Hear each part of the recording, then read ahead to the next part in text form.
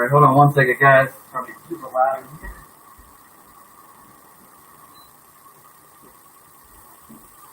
I'm back. Alright, guys, welcome in. My name is Steve Pintado. I am the host of the Fantasy Coaches Podcast and also a proud member of Unwrapped Sports Network, coming to you live once again to talk some fantasy football. I've been doing this 32-team and 32-day. I could say it's a challenge because it's a lot to do in 32 days, but basically just going to talk about every single team on fantasy football and just kind of give you 15 to 20 minutes of quick takes about these players and where you could get the best value in drafts this coming season here.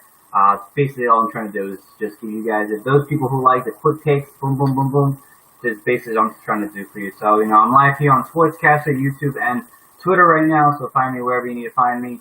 Ask questions if you need to ask questions. More than welcome to answer some questions as I'm also on here as well. So, what's up, Chris? What's going on, buddy? Chris Pinto, guys, great member of Belly Up Fantasy, good friend of mine. But here talking some fantasy football. We'll talk about the Bucs today. We've done the Washington football team and the Tennessee Titans. Now we're on the Bucs. And the Bucs have a surefire fantasy football players this year. And it all begins with Mr. TB12. I hate saying his name because I am a Dolphins fan, so I have a long hatred for Tom Brady. But overall, Tom Brady switches teams now on the Buccaneers after many years with the obviously the Patriots, and now he has probably one of the better teams he's ever had in his career around him with Mike Evans, Chris Godwin, O.J. Howard, Gronk, and back to what we're going to talk about in a few minutes. And where does Tom Brady look at in fantasy? Well, again, he's 43 years old. We've never seen a quarterback do it at 43 years old. Hey, Annabelle, thanks for joining. At 43 years old, we've never seen many quarterbacks switch teams in that time frame. We've never seen Tom Brady without Bill Belichick. And we've never seen Tom Brady play 16 games in hot weather consistently. So where does that leave him? It basically leaves him, for me, outside the top 12. I know there's a lot of attraction and excitement about, he's going to be doing so well. Look what Jameis Winston did last year. Well, they're different quarterbacks, and Tom Brady doesn't need to throw pick sixes and come back from behind and throw deep constantly. And that's where I think Tom Brady will have a pretty good season, but you're looking at a guy who I think is a borderline a borderline quarterback one right now in fantasy football, because they haven't done it together on the field yet. And I know it's Tom Brady and needs to go, but in terms of fantasy, I mean, he had only 5 QB1 performance last year. He had 7 QB2 and 3 at worst, whatever that may be at that point. He's not a guy who's going to throw a lot of picks. He threw one of the second or third most passing attempts in the league last year, so he can throw it out still, but I just don't see this team having to come back from behind because their quarterback, threw a pick six 3 or 4 times a game. Tom Brady's not going to do that. Tom Brady's going to hold the ball, and he's not going to have to air it out constantly. He's not going to do that. He's going to throw the short passes when he needs to. He's not going to just chuck it and hope that Mike Evans or Chris Godwin's going to catch it deep. He's not going to do that. He's going to throw the shorter passes when he needs to and just kind of just do what Tom Brady's always done. He's a good quarterback paired up with another one. You're going to draft him in rounds 10 or later, probably. I would want to draft him 10 or later and pair him with somebody else because just over the years, we've known Tom Brady, especially in the back half of his career and especially in the back half of seasons. I mean, the last couple of seasons, he's been averaging like under 16 fantasy points a game. And in the playoffs, it's not what you want. You really need to see where Tom Brady is. He didn't really do well efficiently. He kind of ranked near the bottom of a lot of efficiencies that you wouldn't expect in fantasy points. Again, 43 years old, I just don't see Tom Brady being a big fantasy asset. He's going to be worthy of a spot on your team, but just don't draft him thinking he's going to be a top 5 fantasy quarterback, even the top 8 fantasy quarterback with the team around him because he's just not going to use the team the way you think they're going to use him. So just be a little cautious on him, but worthy of a roster spot on your team. Going over to the running backs now.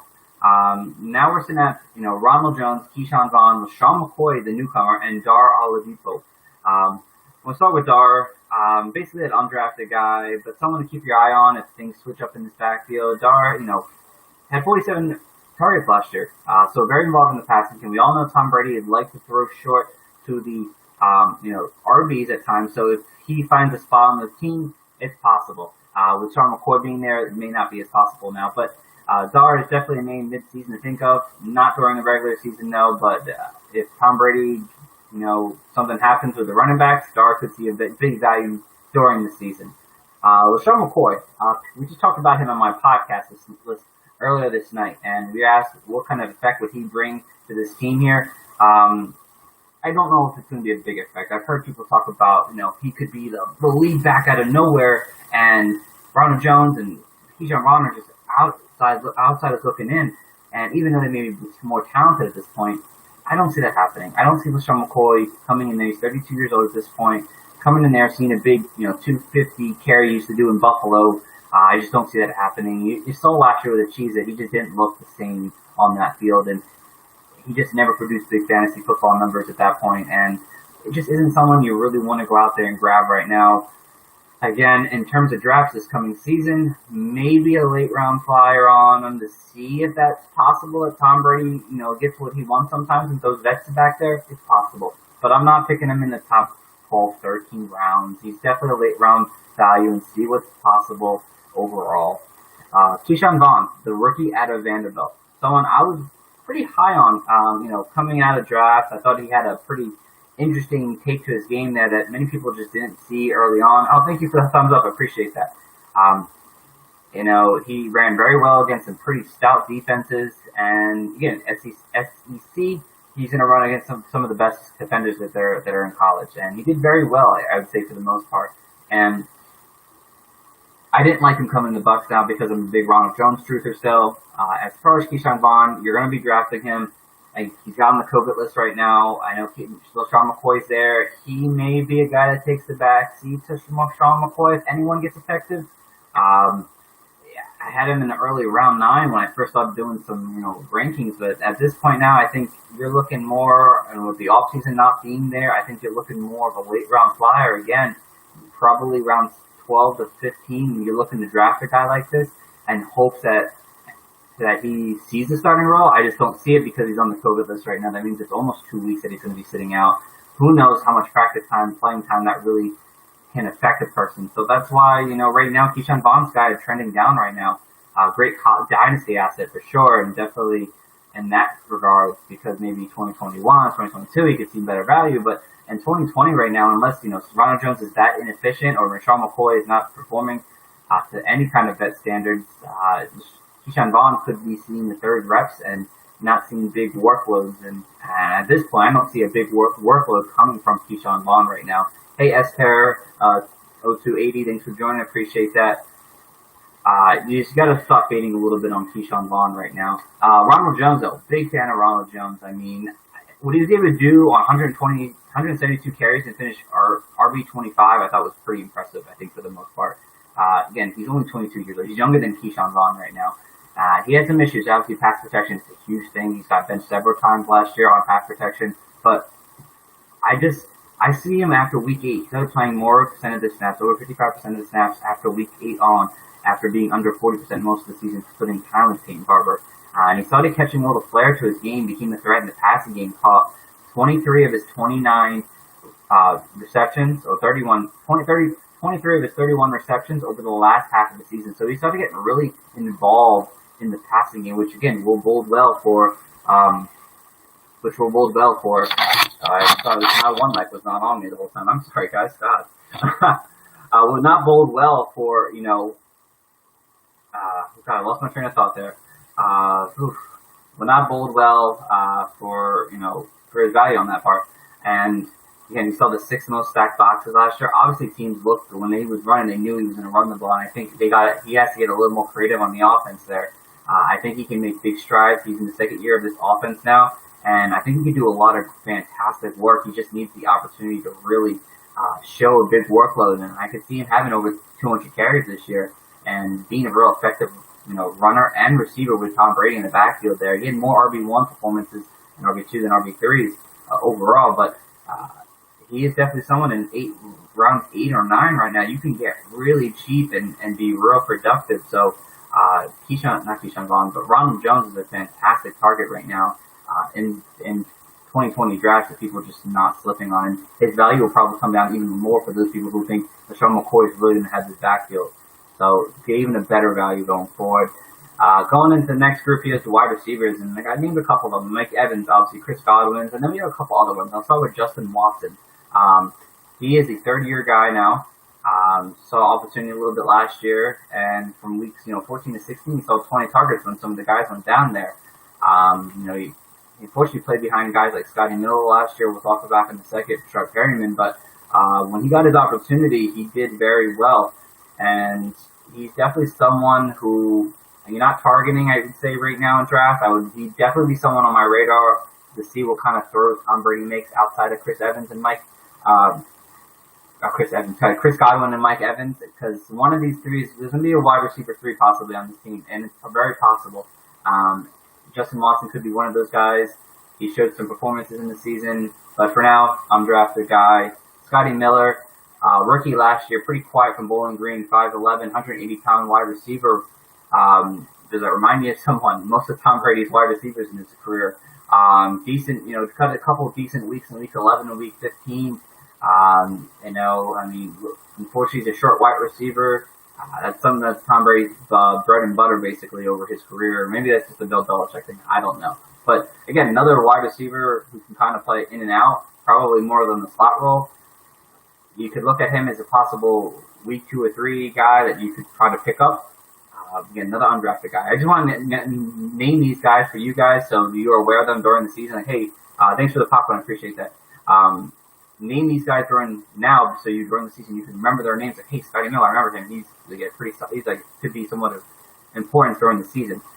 Tyler Johnson, someone who I was very high on as in drafts, coming out of Minnesota. Man was a big-bodied wide receiver who was great at contested catches. Pretty average speed, quickness was okay, but man could bring down almost any ball comes his way. He's going to compete with Scotty Miller and Justin Watson for third reps, but definitely worth a shot. And definitely a dynasty. He's definitely a taxi squad guy I'd want to really grab and see if he can kind of take off at some point, because Mike Evans' contract does expire in 2021 or 2022, I believe it is. 2021. So it's something to keep your eye on. But for 2020, again, another guy who I want to see it happen first, undrafted, of course, but keep your eye on a guy named Tyler Johnson on the Bucs. He could be real something eventually. And then we get to the big leagues. Chris Godwin. Chris Godwin, obviously, breakout season. But what can we say? Fantastic season. Just 3 games under 10 fantasy points, 6+ targets in all but one. Had 600-yard games as well. 574 yards after the catch. I mean, this kid was amazing. And he could be even better. I mean, only 79% of his targets were catchable against Jameis Winston. Tom Brady has been a very accurate quarterback over his career. Plays out of the slot a lot of times. Tom Brady, he's done very well with slot receivers in his career. I could see him even being more fan. I mean, he only had 86 receptions. He could be a guy that sees 100 receptions this year very easily. And he's definitely a very strong round 2 player. If he somehow falls to round 3, you're getting yourself a great steal right now, because I think if any one of these players goes off, it's going to be Chris Godwin, who stays the most consistent going into 2020. You've seen it over the years with Tom Brady. He's been a slot guy, short area passes, you can just let him go deep, and that's what Chris Godwin can really do. Mike Evans, he may be someone I'm not as big on, but he's still worthy of a good value. And again, this is a guy who's balled out 6 straight 1,000-yard seasons with 4 or 6 touchdowns and 4 of 6 of them with 8+ touchdowns. So he's been a beast over his fantasy career. I mean, such an underrated value at wide receiver. Hey, Sam, thanks for joining. But again, I don't see him having the same typical seasons you have seen him have over his career. Again, he's a big boom and bust guy. He had 5 wide receiver 1s, but then the rest of his games were wide receiver 3 or worse. So he kind of plays an up and down role, and maybe he sees a little bit more consistency than he's seen in years past. But I don't know if Tom Brady will support 2 big guys, especially with Gronk being back, O.J. Howard being involved, and him just loving the running game. Mike Evans could be more of the, what's good, P2W fantasy, what's going on, bud? He could be more of that, touchdown threat, I think, in the red zone for Tom Brady this year. I know Gronk is usually that kind of individual, but I just don't see, Mike Evans being a wide receiver 1 this year in fantasy. I think he's going to be a pretty strong wide receiver 2. I think he just flirts with that 1,000-yard mark this coming season. I think he could see just about 1,100 targets this year, but I just don't expect to see the same Mike Evans we've seen in years past. It's unfortunate because Mike Evans is such a fantasy stud. I just don't see Tom Brady at the age he is and the new offense around him that he's going to make these guys both wide receiver 1s like Jameis did this past season. I just don't see it's going to happen, unfortunately. So let me just right back here. I don't know if lost my stream here. There we go. Just want to answer someone back here.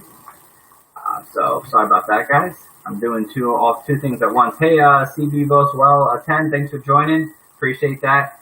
But back to what I was saying about Mike Evans. Again, I think he is a better round 3 guy. I had him as a round 2, but I'm starting to trend down a little bit on him. I think he's just a better, strong, round 3 player.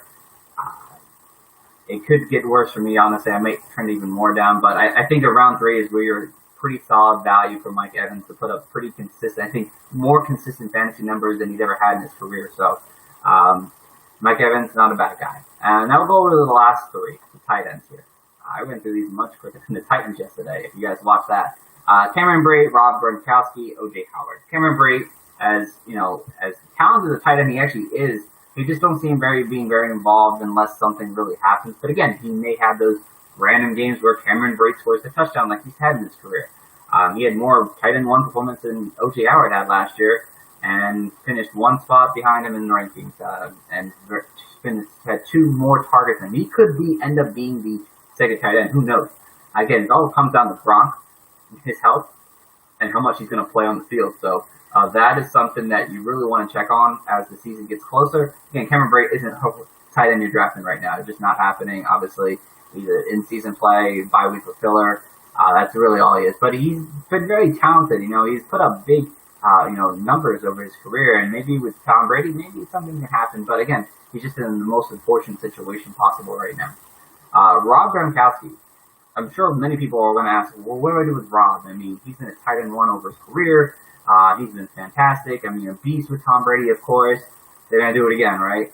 I'm not as sold on it, on the value maybe trying to get him at. I think he's a round 9, 10, 11 kind of guy. Probably more the round 10, 11. And the reason is because, this guy hasn't played football in 18 months. He doesn't have the proper off-season training. I know he's got the chemistry with Tom Brady, but again, the offense is a little different. I mean, things change a little bit on people's perspectives when you haven't been in the league in a whole year and a half, almost 2 years. Again, I think he still could be a tight end 1 because it's kind of hard for many tight ends to be a tight end 1. I think he could still be a tight end 1, but I just don't bring that expectation that Gronk's going to be the same old Gronk we've seen in years past. He's had multiple injuries over his career that he's dealt with. He's building back up. That takes a toll on your body overall. And again, Rob Gronkowski, I mean, he hasn't had teammates like this in his entire career. I mean, he missed the Randy Moss days. He had Edelman for a long time. I mean, he just never had anyone that was a top-tier fantasy asset like he's got now. And that's something that could change a little bit, that he won't see the big target share that we've seen him do in the past. So, proceed with caution. Don't go drafting him like in the Hunter Henry round, like 6 or 7. He's more of that round 9 or 10 guy. And if you don't get him, you don't get him. I think there's also more talented breakout tight ends in those rounds 10 to 12. So don't hate yourself if you don't get Rob Gronkowski in your team, because he is injury prone too. So he could end up missing multiple games. O.J. Howard, O.J. Howard continues to just disappoint us in fantasy football. I mean, after a promising tight end 11 in 2018, I mean, yeah, he did not do well. I mean, he was doing really good things back then, but things just went nuts over here. I mean, he had 1 game over 10 fantasy points this coming year. More targets, fewer catches, less yards, 1 touchdown on the year. I mean, just did not look good for him. He just continues to be phased out of this Bruce Arians offense. And remember, Bruce Arians never really worked with a dominant tight end before, so that's something also that's kicking these tight ends right now that just don't have that dominance that you would want to see in the past. So, again, that's not the biggest niche. I mean, things change. You don't have the right players in the system. But O.J. Howard, again, if Rob Gronkowski's on the field, they may have O.J. Howard in it. They talked about full personnel sets multiple times. O.J. Howard could see some work. But again, he's not someone who could be a tight end one unless I think Rob Gronkowski gets hurt. I just don't see him having enough production to be a tight end, maybe a pretty low-end tight end two, be a top 25 guy still. And that's what you're really looking at as a guy who you're probably not drafting, but in deeper man leagues, he's an attractive, tight end two on your team that can be useful and possibly see an tight end one production if Gronk gets hurt or Brady just likes what he sees in O.J. Howard consistently, because he has an athletic build from that can get downfield quickly for a big guy. So that's what you're really looking at for O.J. Howard. It's probably more that low-end tight end two with a possible tight end one upside in 10 to 12-man leagues, not really taking a guy like this. He's probably better off going on drafting, and if you can get him somewhere during the season, then you take your shot on him. But in terms of the tight end one this year, he's not going to do it. Gronk's probably not going to be more of a borderline tight end one. So there's a lot of weapons on this Tampa Bay team. But again, Tom Brady, draftable, Ronald Jones, Keyshawn Bonds, kind of, Sean McCoy, kind of, Mike Evans, Chris Godwin, Rob Gronkowski, maybe O.J. Howard. That's the big list here. So the Bucs have a lot of fun power this year. I'd love to see what they're able to do this year. It's going to be a lot of fun to see them. But that is the end of my stream, guys. Appreciate you guys for listening. Hope you guys enjoyed these little quick segments. Like I said, they're 20 minutes long. I try not to go above those. At this point, it's just me talking bullshit. Tomorrow I'll be doing the Seattle Seahawks, probably a little earlier than tonight. I had to do a podcast and then I had to do this. So appreciate you guys for listening. As always, you can go follow me at Coach Stephen P. You can go follow the fantasy coaches at Coaches Fantasy. You can also go follow Unwrapped Sports as well for being able to do these opportunities. So I thank you guys for listening. Tune in tomorrow night as I talk about the Seattle Seahawks. Appreciate it, guys. Take care and enjoy the rest of your night.